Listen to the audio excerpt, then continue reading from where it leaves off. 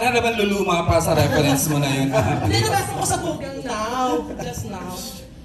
Pero ano, for Echo, what for you is the best form of revenge? Oh my God. Parang kay Jody dapat yung tanong na yun. But hey, Popcorn. Nice to see you. Gosh. I'm stumped. Bakit nga kay Echo mo natanong, Big C? Basta. Basta lang. But, yeah, sure. I'd like to pass this microphone to to the two girls later. Pero I'm very far from my character talaga. I don't like revenge. I don't take revenge. But siguro kung magre-revenge talaga ako, siguro ngunguyain ko yung tao. Tapos magiging dinosaur ako. Bakit ko siya. I'm kidding. I'm just kidding. But I guess the best form of revenge is to not give power to this pain or whatever was negative was inflicted towards you. Don't give it life, give it power, and just use it to become a better person. Or you can be the dinosaur and squeeze it and bite it. But just please. Can Jody answer the question? Yes, please. Kasi ikaw yung may revenge eh. Tanong natin kay Tita Maria ulit, maninipa na naman si Tita Maria. Pag si Mama, naku lang. No, I think the best form of revenge, I think ano yan, just to parang sa akin, just to stay silent when somebody expects you to be enraged. Diba? Huwag mong ibibigay yung gusto nila. Huwag kang lumevel sa kung nasaan sila. Always choose the higher road. Always choose to be the bigger person. Yeah. What about you? What about you, Iris? Hindi, kinuha na natin. In-intercept na natin si Popcorn. Kasama ka ba sa press? Oo, dito pala ako. Ano masasabi? Ako, pareho lang kay Ate Jody. So tingin ko talaga, the best form of revenge is when you don't need revenge anymore. Parang okay ka na sa sarili mo, nalampasan mo na kung ano mang kasamaan ang ginawa nila sa'yo at pinagbutihan mo na lang ang sarili mo at mga desisyon mo. Parang hindi mo na sila kailangan lingunin. Parang yun na yung pinaka-best revenge. Yeah. Pero that takes a lot of self-control, maturity, di ba? Hindi yun madali. Bigay nyo na lang yan sa labi. Wish them well. Yes! Prayers. Pero kay Janine, congratulations, ang galing-galing mo bilang kontrabida, nakakagigil ka. Oh my God, salamat sa Diyos. Ikaw ba nang gigil ka din sa character mo, watching this kanina? Hindi ko nararamdaman yun eh. Ako kasi yung tipo na kapag napapanood ko yung sarili ko, naisip ko, ano pa bang pwede kong nagawa para mas mapaganda pa yung eksena. I think a lot of us feel that way. Kaya hindi kami nanonood ng playback, yung ganun. Kasi kailangan mo din ibigay yung tiwala na kapag take na ni Direk, ibig sabihin, good na kila Direk. Yung parang hindi mo na pwedeng pag-obsesa na, shucks, dapat ginalingan ko pa or ganyan. Pero, ano nga ba yung tanong? Thank you! Thank you! Sana nga talaga manggigil kayo. Ako mas nanggigil ako kay Tyrone eh. Kasi nakita ko yung mga panluloko niya. Tapos in the end, parang gusto ko nang kumampi kay Lavender. Parang litong-lito na ako sa nararamdaman ko. Pero sana nga po manggigil kayo. At salamat talaga kay Direk Manny at kay Direk Jojo and Sir Rondel and Miss Kylie sa walang sawang tulong at pagpapaliwanag sa akin bilang first time ko talaga gumanap ng parang ganitong klaseng role. So, salamat. Grabe, dalawang beses mo na nabanggit yung mga pangloloko ha. Ano? Parang dalawang beses mo na nabanggit yung pangloloko naman. Sabi ko ba? Kay Tyrone. Thank you, Biggs. Biggs, may echo. Okay, Biggs Jericho. Yung Jericho. Okay. Nanggigil ka ba sa character ni Iris? Kay Iris pala. Gigil na gigil. Yung ba hinihintay mo sagot? Oo, pero happy ako. Anything for you. Nagbigay sa Echo na naman ha. Alam mo namang hindi yan madamo. No, galing. It's very, very, did you see how different, if you were to graph, alam mo yun, the characters, iba yung kulay namin, di ba? Kahit na makikita mo talaga iba. Iba yung pagbato namin sa bawat character dito. Oo. So, enjoy namin talaga lahat. Yes, effective lahat ng actors. I mean, hopefully I was able to contribute that also. But yeah, thank you. And congratulations. Thank you, baby. Thank you, Biggs. Maraming salamat. I just wanna say ha, hindi ko alam kung may eksena kayo Inay Maria and Jolens in this series, no? Hindi ko alam. Pero it's refreshing lang to see you again kasi parang napanood ko kayo sa Kung Ayaw Mo, Wag Mo, 1998. Grabe, di ba? 16 years ago, grabe. 1998. 26. 26. Oo. Ay, grabe. Ate! Let's see kung meron. I know, yun ang aalamin natin. Okay, I wanna ask the young actors na kasama dito na ano yung pakiramdam nila na sila ay naisalang sa isang bigating proyektong Ito gaya yung mga nito. bagong tatayaan. Yes, MJ yun ng nga eh. Dreamscape. Let's start with Jana. Well, for me, it's a privilege po na makatrabaho mga magagaling na artista.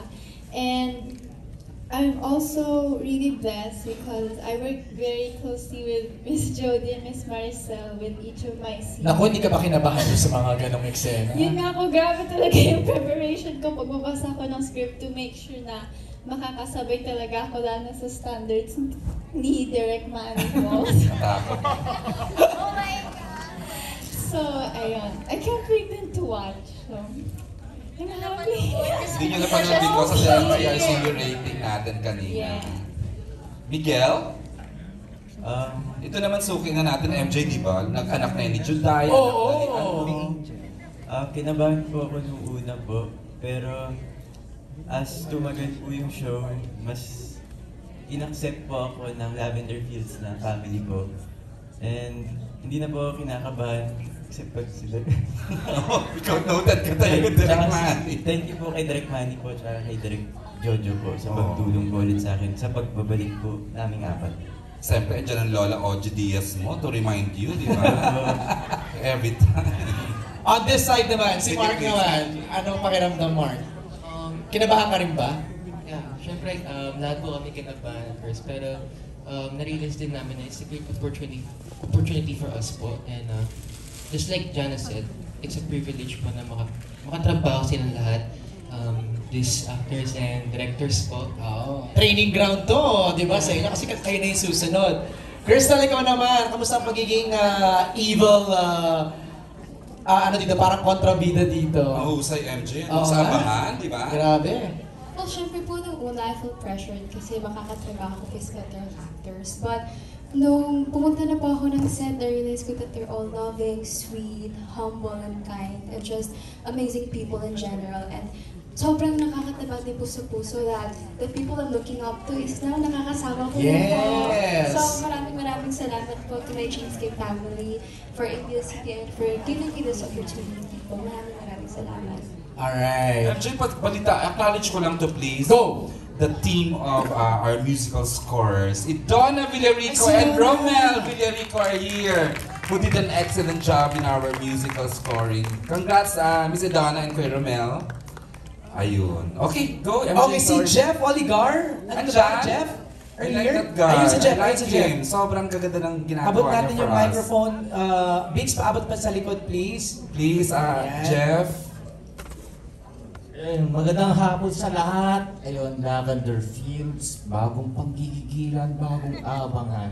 Congratulations sa napakagandang project na naman ang abangan natin yung lahat dito. So, my first question yun kay Jana at sabihin natin yung mga young stars natin. Pili ka na lang, Jeff. Okay, Jana na lang. Jana, hello. Hello po. Gaano pinaghahanda nitong project na to ngayong mas lumevel up na yung acting skills mo and yun, grown up ka na.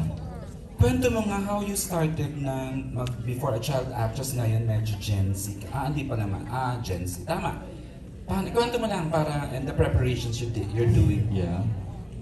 Well, I started po very young, 3 years old. Yes. And first show ko po, Honesto, sa Dreamscape Correct. din po. And nasunod na Ikaw Lamang. And then I did my first lead sa Dream Dad, Ning Ning. And the last show I did po was Starla. Starla. And then after the pandemic, nag-break. nagbabalag dito sa Lavender Fields. And I'm glad I came back then as much more dedicated actress po. Then in terms of my preparation, I tried to read the script as much as I can and analyze the clues about my character. And I tried to embody those traits po and give life to Mira. Ayan, maraming salamat, Jana. And ito, second question is for Miss Jody Santa Maria. Hello. Ito na naman tayo. Hello. So ito, marami tayong nakikita mga ganong klaseng proyekto, action. Pero ito, ano yung pagkakaiba niya dun sa... Parang masabi natin na, oh, iba ito, oh, ito, bago to, paano ba? Paano mo kinaklasify, Mara, yung ganyang bago na talaga? Malinaw sa akin to bago. Kasi parang kung papansin, Jeff, thank you ha. Kung papansin mo, in terms of genre, isa siya sa hindi ko pa talaga nagagawa. So parang gusto ko lang din siyang i-explore, tignan ko kung anong mangyayari kapag ginawa ko siya.